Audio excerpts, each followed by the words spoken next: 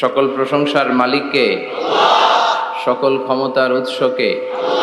কেউ যেটা পারে না পারে কে? সে আল্লাহর জন্য পড়ছি আলহামদুলিল্লাহ। সবাই পড়েন রব্বানা লাকাল হামদ হামদান কাসীরান তাইয়িবান মুবারাকান ফীহি ইয়া রাব্বি লাকাল হামদু কামা ইয়ানবাগি লিজালালি ওয়াজহিকা ওয়া আযীমি সুলতানিকা। লাকাল হামদু বিল ঈমান, লাকাল হামদু বিল ইসলাম, লাকাল হামদু বিল কুরআন। আমরা প্রশংসা করলাম কার? সব জায়গায় প্রশংসা করবেন কার? খাওয়ার সময়, ঘুমানোর সময়, সব সময় প্রশংসা চলবে শুধুমাত্র একজনের। চিল্লায় বলেন তিনি কে? এই জন্য বিশ্বনবী আল্লাহর কাছে দোয়া করতেন, আল্লাহুম্মা জাআলনি শাকুরা ওয়া জাআলনি সাবুরা ওয়া জাআলনি ফি আইনি সগীরা ওয়া ফি আ'য়ুনিন নাসি কাবীরা। হে আল্লাহ, আপনি আমাকে শুকরগুজার বানান, আমি যেন আপনার বেশি বেশি প্রশংসা করতে পারি, আমি যেন আপনার বেশি বেশি শুকরিয়া আদায় করতে পারি। ওয়া জাআলনি সাবুরা, আমাদেরকে ধৈর্যশীল বানান। আর নিজের চোখে আমাকে আপনি ছোট বানান, গোটা বিশ্বের মানুষের চোখে আপনি আমারে বড় বানান। পড়েন আমিন।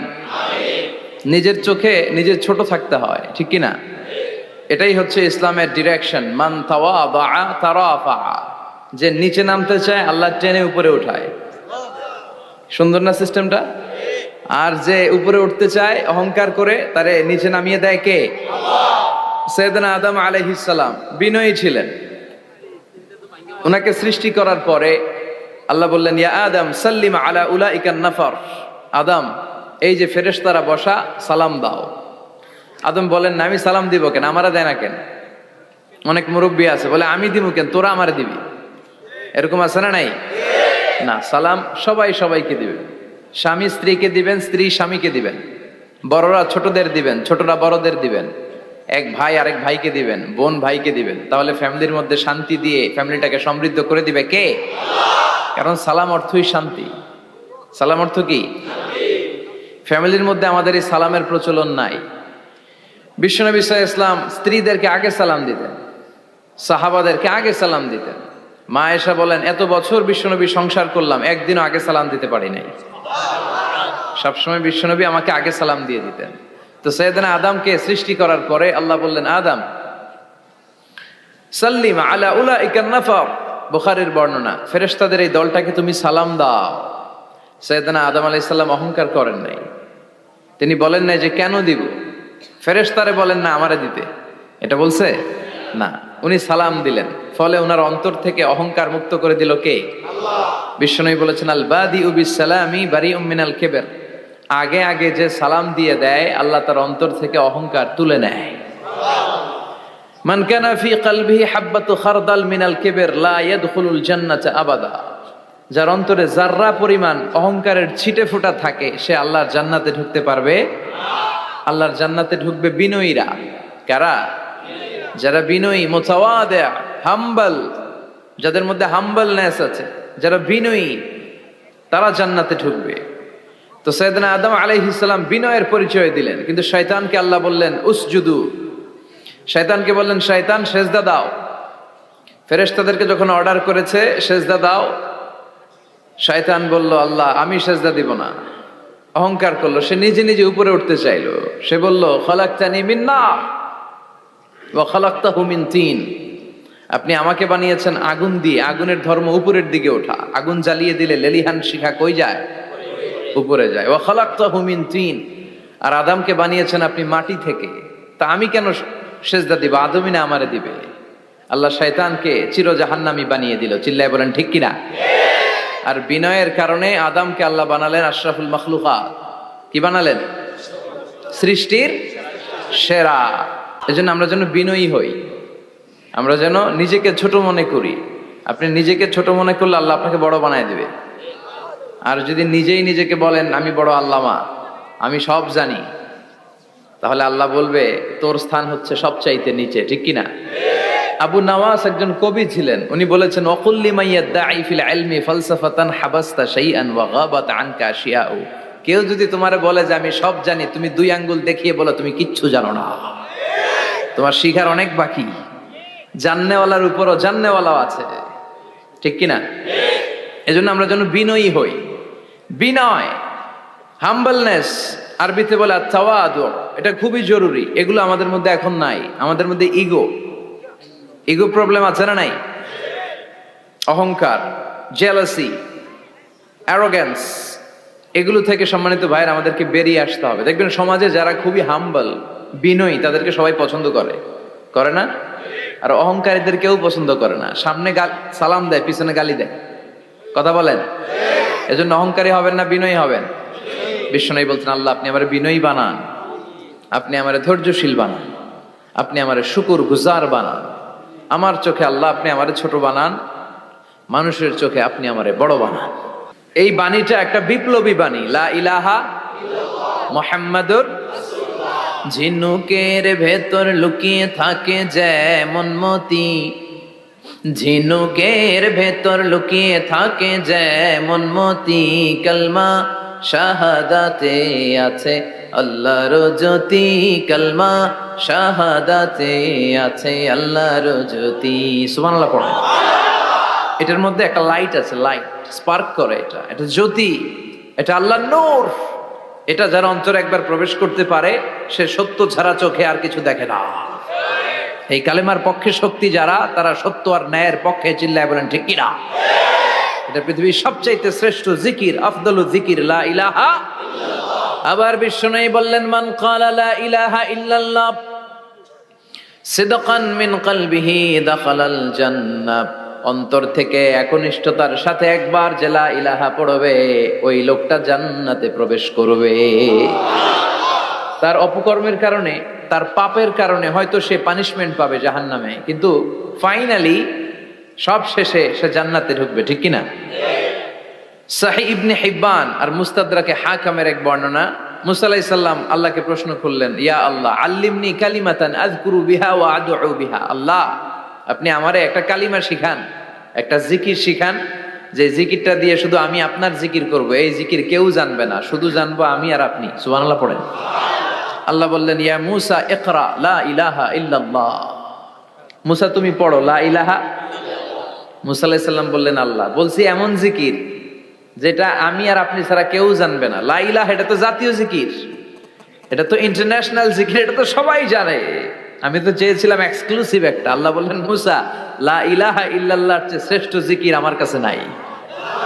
আমি আল্লাহর দেয়া সর্বশ্রেষ্ঠ জিকির হচ্ছে লা ইলাহা ইল্লাল্লাহ। লাউ তাদাউ লা ইলাহা ইল্লাল্লাহ ফি কাফফা ওয়াস সামাওয়াতু ওয়াল আরদু ফি কাফফা। ও মুসা, সাত আকাশ সাত জমিন যদি দাঁড়িপাল্লার এক পাল্লায় রেখে দাও আর লা ইলাহা আরেক পাল্লায় রেখে দাও, লা রাজাহাত কাফফাতু লা ইলাহা ইল্লাল্লাহ, মুহূর্তেই লা ইলাহার পাল্লাটা ভারী হয়ে যাবে। এটা একটা বিপ্লবী বাণী, এটা ভিক্ষা করার বাণী নয়। জুমার নামাজের পরে 1 টাকা দিয়া যান, আমি গরিব ইনসান, আছে না নাই? আখিরাতে সওয়াব পাইবেন পাহাড়ের সমান। আর জিকির ধরে লা ইলাহা ইল্লাল্লাহ। অনেকে মনে করে এটা ভিক্ষা করার জিকির, কপাল পোড়া। আমরা ভিক্ষার সাথে এটাকে জুড়ে দিয়েছি। এটা একটা বিপ্লবী বাণী। এই বাণীর অর্থ, এটার ইম্পর্টেন্স, এটার সিগনিফিকেন্স আর তাৎপর্য যে বুঝে, সে আল্লাহ ছাড়া কারো সামনে মাথা নত করতে পারে না। চিল্লা এখন ঠিক কিনা? তাফসীর ফি জিলালিল কুরআনের রচয়িতা সাইয়্যিদ কুতুব শাহিদ, নাম শুনছেন? গোটা বিশ্বব্যাপী তার নাম আর ডাক। তিনি ফি জিলালিল কুরআন লেখে গোটা বিশ্বের যুবকদের অন্তর কাঁপিয়ে দিয়েছিলেন। এই সমাজে তিনি জাহালাত দেখে এই জাহালাতের বিরুদ্ধে কলম ধরেছেন আর যুগশ্রেষ্ঠ তাফসীর রচনা করেছেন, তাফসীর ফি জিলালিল কুরআন। এটার অনেক ভাষায় ট্রান্সলেশন হয়েছে, বাংলায়ও পাওয়া যায়। খুব সম্ভব আল কোরআন একাডেমি লন্ডন এটা ট্রান্সলেট করেছে। তো উনি এই কালিমার পক্ষে থাকার কারণে, ইসলামী আন্দোলনের কারণে তৎকালীন প্রেসিডেন্ট জামাল আব্দুল নাসের ওনাকে ফাঁসি দেওয়ার আদেশ দিয়েছে, ফাঁসির কাস্টে ঝুলিয়ে মৃত্যুদণ্ডের অর্ডার করেছে। তো জেল কোডের নিয়ম অনুযায়ী যাদেরকে ফাঁসি দেয়া হবে, হ্যাঙ্গিং করা হবে, হ্যাঙ্গিং করার ঘন্টাখানিক আগে ওই কারা কর্তৃপক্ষ থেকে নিয়োগ দেয়া জেলখানার ইমাম সাহেব এসে তাদেরকে লা ইলাহা পড়ায়।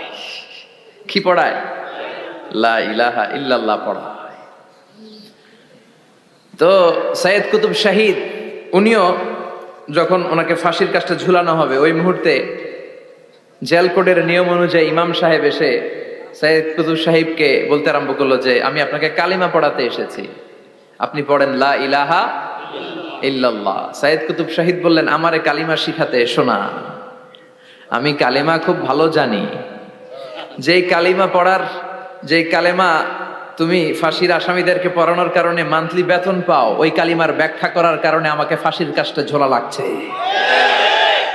তুমি কালিমা পড়াও, তুমি বেতন নাও, আর আমি কালিমার ব্যাখ্যা করার কারণে আমার ফাঁসি হয়, তার মানে তোর কালিমা আর আমার কালিমা এক কালিমা না। কালিমার মধ্যে পার্থক্য আছে না নাই? ইমানের মধ্যে পার্থক্য আছে না নাই? যত বিপদ আসে, যত আপদ আসে, যত ঝুঁকি আসে, পাহাড় সম ঝুঁকিকে ডিঙ্গিয়ে তারা লা ইলাহার কালিমার পতাকাকে উড়িয়ে দেয়। চিল্লায় বলেন ঠিক কিনা? এজন্য ইমানে পার্থক্য আছে। আমরা যেন আসলে ইমানদার হতে পারি, আল্লাহ তৌফিক দাও। আরো জোরে পড়েন আমিন। আমরা সব সময় যেন আল্লাহর জিকির দিয়ে হৃদয়টাকে সিক্ত রাখতে পারি, তুমি তৌফিক দাও। বিষ্ণু বলেছেন লা ইয়াজালু লিসানুকা রাতবান মিন যিকরিল্লাহ, তোমার জিহ্বাটা যেন আল্লাহর জিকিরে সব সময় ভিজা থাকে। কি থাকে? সব সময় যেন পড়ি সুবহানাল্লাহ, আলহামদুলিল্লাহ, লা ইলাহা ইল্লাল্লাহ। সব সময় যেন আমরা পড়ি আল্লাহু আকবার। বিষ্ণু বললেন আহাব্বুল কালাম ইলাল্লাহি আরবা। খেয়াল রাখবেন, আল্লাহর কাছে সবচেয়ে প্রিয় কথা চারটা। কয়টা? আহাব্বুল কালামি ইলাল্লাহি আরবা। আল্লাহর কাছে সবচাইতে প্রিয় কালাম হচ্ছে চারটা। লা ইয়াদুররুকা বিআইয়িহিন্না বাদাআতা। এই চারটার কোনটা দিয়ে শুরু করবে এটা তোমার ব্যাপার, আগে পরে করলেও কোনো সমস্যা নাই। চারটার একটা হচ্ছে সুবহানাল্লাহ, আরেকটা হচ্ছে আলহামদুলিল্লাহ, আরেকটা হচ্ছে লা ইলাহা ইল্লাল্লাহ, আরেকটা হচ্ছে আল্লাহু আকবার। এজন্য সব সময় আল্লাহর জিকির করতে রাজি আছেন তো? আল্লাহরে ডাকতে রাজি আছেন? ফাযকুরুনি ওয়াশকুরুলি। আল্লাহ বলেন যদি আমার জিকির করো আমিও তোমাদের জিকির করি, যদি আমার স্মরণ করো আমিও তোমাদের স্মরণ করি। আবার বিষ্ণু বললেন, আল্লাহ ঘোষণা দেন ফাইন যাকারানি ফি নাফসি যাকারতুহু ফি নাফসি। আমার বান্দা যদি একা একা আমার জিকির করে আমিও আমার বান্দাকে একা একা স্মরণ করি। ওয়া ইন যাকারানি ফি মালাইন যাকারতুহু ফি মালাইন খায়রিম মিনহু। আর মহা সম্মেলনে যদি বান্দা আমারে স্মরণ করে আমি এর চাইতো শ্রেষ্ঠ মহা সম্মেলন ফেরেশতাদেরকে নিয়ে আমার বান্দাকে স্মরণ করি। ওয়া ইন তাকাররাবা ইলাইয়া শিবরান তাকাররাবতু ইলাইহি যিরাআন। আমার বান্দা যদি আমার দিকে এক বিঘত আসতে চায় আমি আমার বান্দার দিকে এক হাত এগিয়ে যাই। আমার বান্দা যদি আমার দিকে এক হাত আসতে চায় আমি আমার বান্দার দিকে দুই হাত চলে যাই। ওয়া ইন আতানি ইয়ামশি আতাইতুহু হারওয়ালা। আর আমার বান্দা যদি আমার কাছে হেঁটে হেঁটে আসতে চায় আমি আমার গোলামের দিকে দৌড়ে দৌড়ে যাই। ওই আল্লাহরে ভুলে গিয়ে আমরা মাজারে যে সিজদা দেই, কপাল পোড়া আছে না নাই? দোদেল বান্দা কালমা চোর, না পায় শ্মশান না পায় ঘোর, দিন থাকিতে আয়রে পথে ছাইড়া দে ভণ্ডামি ভণ্ডামি ভণ্ডামি ভণ্ডামি, ছাইড়া দে ভণ্ডামি। ঠিক কি না? এই ভণ্ডামির সাথে আমাদের সম্পর্ক আছে? মাজার পূজার সাথে ইসলামের কোনো সম্পর্ক আছে? নামাজ কালাম পড়ে না ইবলিশ শয়তানের নানা, আছে না নাই? এলাকায় মনে হয় নাই, অনেক জায়গায় আছে দেখবেন লাল সালু দিয়া উঁচু করা। সাইয়েদনা আলীকে মদিনায় বিশ্বনবী পাঠালেন আর বললেন যত উঁচু মাজার দেখো ভেঙে মাটির সাথে গুড়িয়ে দাও। কবরস্থান উঁচু হবে না, কবর হবে সমান। এটাকে সেফটি দেওয়ার জন্য, সিকিউরিটি দেওয়ার জন্য আপনি চারদিকে সিম্পল বেড়া বা দেয়াল দিতে পারেন যাতে গরু ছাগল যে এই কবরের অসম্মান না করে। আমরা আশরাফুল মাখলুকাত, আমরা বেঁচে থাকলেও যেমনি সম্মান আছে আমাদের, মরে গেলেও সম্মান আছে না নাই? আল্লাহ বললেন ওয়ালাকাদ কাররামনা বানি আদম, আমি বনি আদমের সম্মান বাড়িয়ে দিয়েছি। জীবিত অবস্থায় যেমনি সম্মান, মরে গেলেও সম্মান। ঠিক কিনা? বিশ্বনবী দেখলেন একটা লাশ যাচ্ছে, লাশ দেখে নবী দাঁড়িয়ে গেলেন। সাহাবারা বললেন ইয়া রাসূলুল্লাহ ইন্নাহু ইয়াহুদি, এটা ইহুদির লাশ। দাঁড়ালেন কেন? বসেন। বিশ্বনবী বললেন আওয়ালাইসাত নাফসান, এটা কি মানুষ না? এটা হোক না ইহুদি, হোক খ্রিস্টান, হোক নাস্তিক, এটা তো মানুষ। আমি তো মানুষকে সম্মান দিয়েছি। I have dignified the status of the sons of Adam. আমি বনি আদমের সম্মানকে বাড়িয়ে দিয়েছি। সবার উপরে মানুষ সত্য, তাহার উপরে নাই। এজন্য কবরকে সিকিউরিটি দিতে হবে, কিন্তু গম্বুজ বানানো যাবে? লাল শালু দেয়া যাবে? মাজারে আগরবাতি দেয়া যাবে?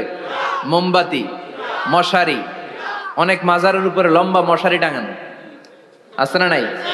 ওর বাবারে মশাই কামড়ায়, কত বড় ডাকাত। তো মশাই যদি নিজ থেকে তাড়াইতে না পারে, ও তোমারে কি করবে? কথা বলেন। মশা তাড়াতে পারে না নিজের গা থেকে, তোমারে কি বাঁচাবে? দেখবেন যেই লোকটা মাজারে মশারি দেয়, ওর বাবার ডেঙ্গু জ্বর, ওর বাপেরে মশাই খায়, ওর মারে মশাই খায়।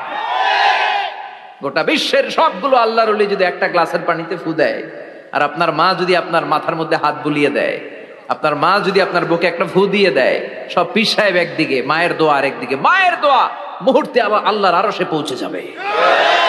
এজন্য বিশ্বনবী বলতেন সালাসু দাওয়াতিন মুস্তাজাবা, তিনটা দোয়া আল্লাহ কবুল ফিরিয়ে দেন না। এক নম্বরে হচ্ছে দাওয়াতুল মুসাফির, সফর অবস্থায় দোয়া করলে কবুল করে কে? দুই নম্বরে দাওয়াতুল মাজলুম, অত্যাচারিত ব্যক্তির দোয়া কবুল করে কে? তিন নম্বরে দাওয়াতুল ওয়ালিদাইনি লিওয়ালাদিহি, মা বাবা যখন হাত তুলে ছেলে মেয়েদের জন্য আল্লাহর কাছে দোয়া করে।